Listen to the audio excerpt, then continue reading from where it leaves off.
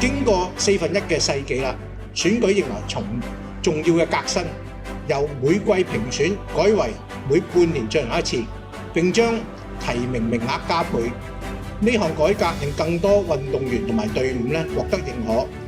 我哋好高興見到今年上半年有超過一半嘅運動員係首次獲獎嘅，展現咗香港嘅體壇新血湧現。我哋衷心多謝善德基金會繼續冠名贊助。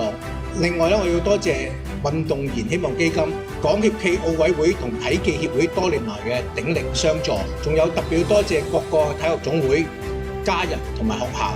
各位青少年運動員，你哋嘅表現真係令人讚歎。喺訓練上，你哋每一次流嘅汗水，每一個刻苦鍛鍊嘅夜晚，我哋全部都有目共睹。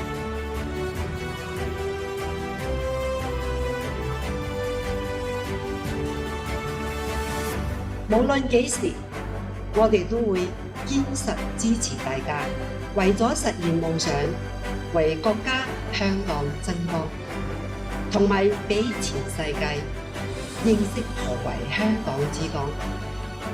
各位加油！